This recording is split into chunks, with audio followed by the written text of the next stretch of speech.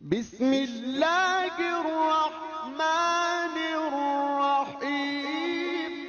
نحمدہ ونصلی علی رسولہ الکریم اما بعد فاعوذ باللہ من الشیطان الرجیم بسم اللہ الرحمن الرحیم۔ میں ہوں پروفیسر حکیم اسحاق سلطان اور اپنے یوٹیوب چینل سے آپ کو خوش آمدید کہتا ہوں۔ دوستو، آج ہم بہت ہی اہم جڑی بوٹی کے بارے میں بات کر رہے ہیں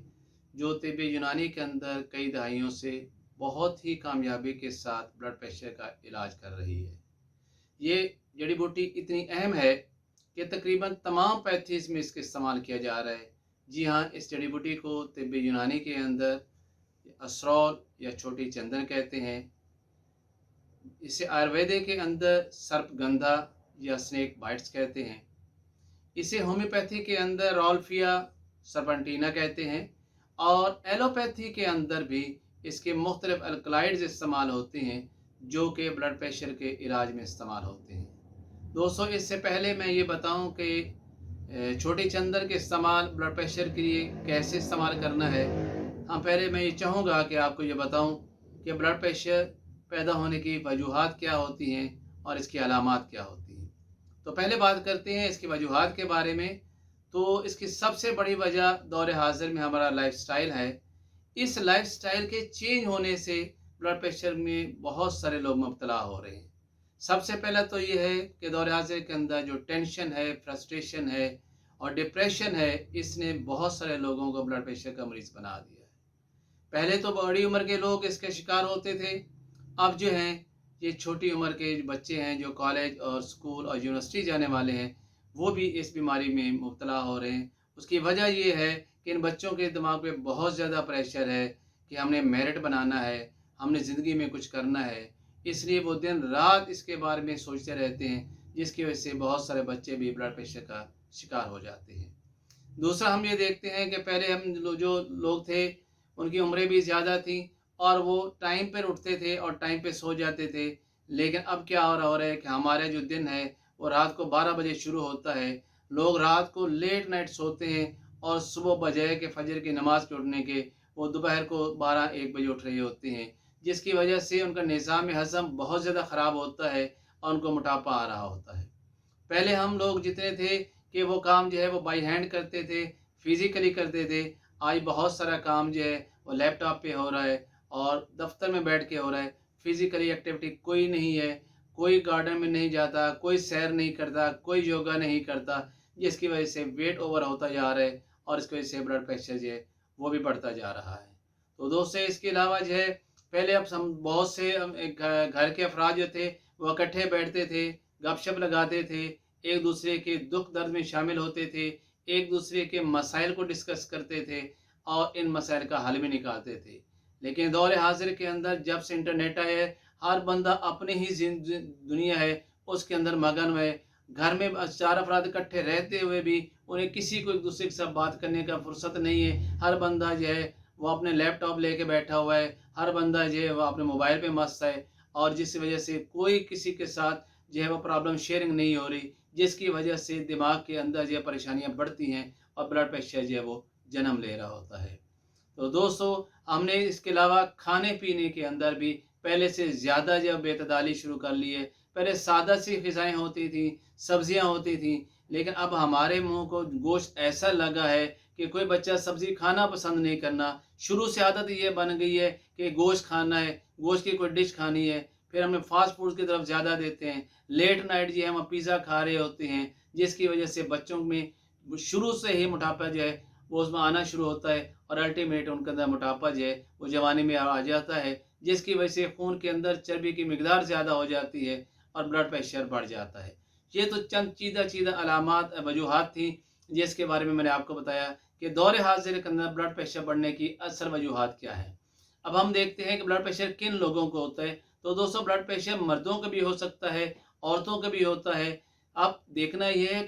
کہ یہ بلڈ پریشر کن کو زیادہ ہوتا ہے۔ تو یہ بلڈ پریشر مردوں کو زیادہ ہوتا ہے کیونکہ انہیں دنیا داری میں بہت زیادہ کام کرنا ہوتا ہے، اسے دنیا سے بہت زیادہ محنت کرنی ہوتی ہے۔ وہ دن رات یہ مختلف لوگوں سے ملتے ہیں، ان کی کبھی روٹی روزی کا معاملہ ہوتا ہے، کبھی نوکری کا معاملہ ہوتا ہے، تو کبھی بزنس کا معاملہ ہے، تو اس کے اندر یہ ان کے بہت زیادہ دماغ کے اوپر دباؤ ہوتا ہے، جس کی وجہ سے بلڈ پریشر عورتوں کی نسبت مردوں کو زیادہ ہو جاتا ہے۔ پہلے ہم یہ دیکھتے تھے کہ بلڈ پریشر جو ہے وہ بڑی عمر کے لوگوں کو ہوتا تھا، لیکن دور حاضر میں جیسے میں نے پہلے بتایا ہے کہ اب یہ چھوٹی عمر کے بچوں کو بھی ہونا شروع ہو جاتا ہے کہ 25 اور 30 سال کی عمر کے جو لڑکے اور لڑکیاں ہیں وہ بھی بلڈ پریشر میں مبتلا ہو رہے ہوتے ہیں۔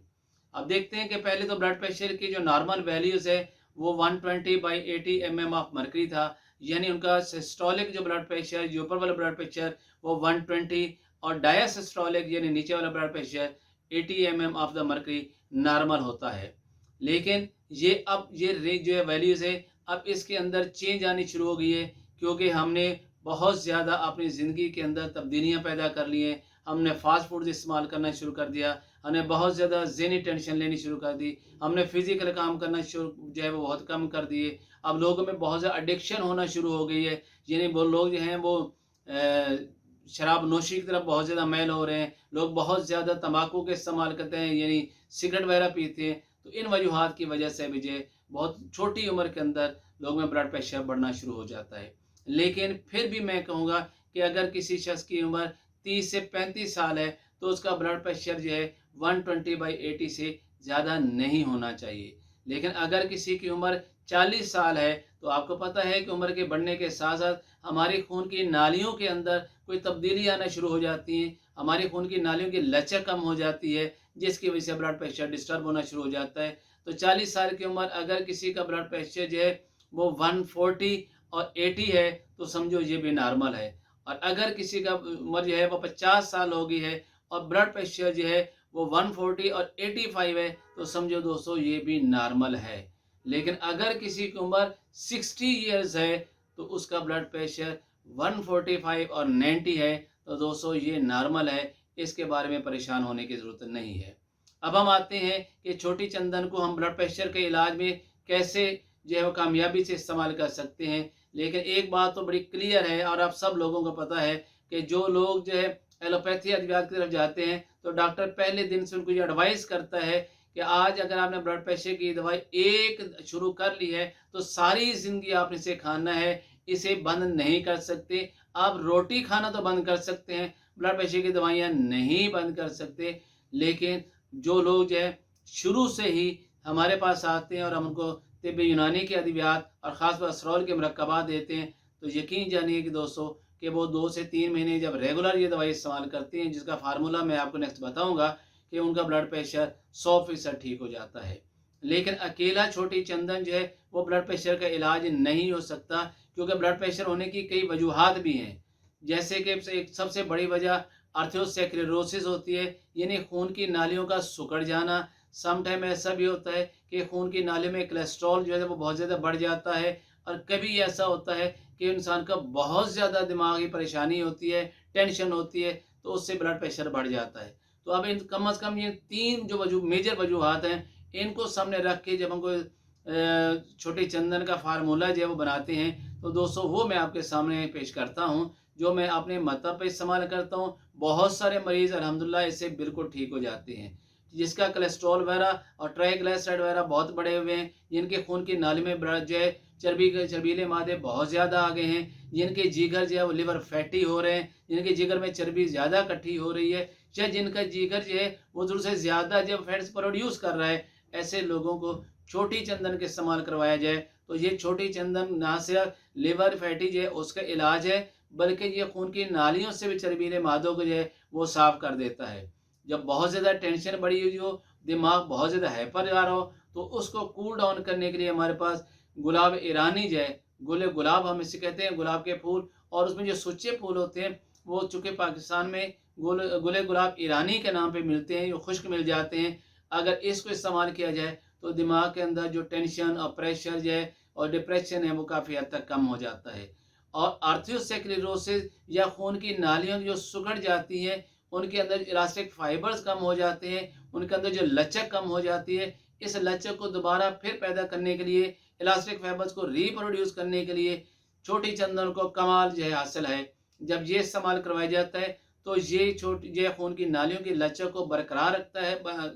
واپس نارمل کر دیتا ہے، اور خون کی نالیاں جو سکڑی ہوتی ہیں وہ نارمل ہو جاتے ہیں۔ یعنی اس طریقے سے جب خون کی جو ہے اس میں چربیلے مادے کم ہو جائیں، दिमागी तौर पर सुकून होना शुरू हो जाए और खून की नालियों का स्केड कम हो जाए, तो लामहला ये मेजर वजूहात होती हैं ब्लड प्रेशर बढ़ने की। तो दोस्तों अस्ट्रोल का ये मुरक्कब जो मैं आपके सामने बाकायदा मैं आपके सामने इसका फार्मूला भी दे रहा हूँ,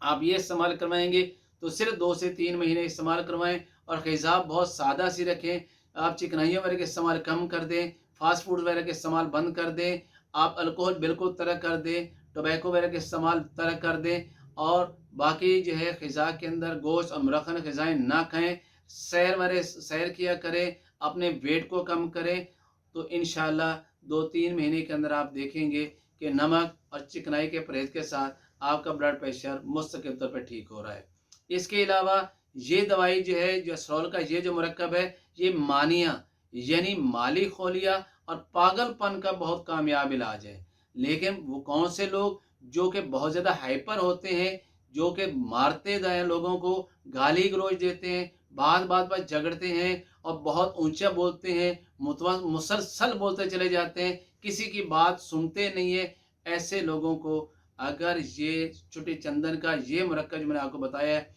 ये चंद दिन इस्तेमाल करवाया जाए तो उनका ये पागलपन ठीक हो जाता है। वो ख़वातीन जिनको मेंस्ट्रुअल के दिनों में बहुत दर्द होता है, अगर उन दिनों के अंदर इसका एक कैप्सूल सिर्फ 3 दिन तक मुतवातिर इस्तेमाल करें तो ना सिर्फ उनका जो है माहवारी का दर्द ठीक हो सकता है, बल्कि उनकी माहवारी में कोई ख़राबी है तो यानी वो भी ठीक हो जाती है। उम्मीद है कि आपको मेरी ये वीडियो पसंद आई होगी और अगर पसंद आए तो इसे आप शेयर भी कीजिएगा और लाइक भी कीजिएगा। Professor Hakim Ishaq Sultan from Lahore.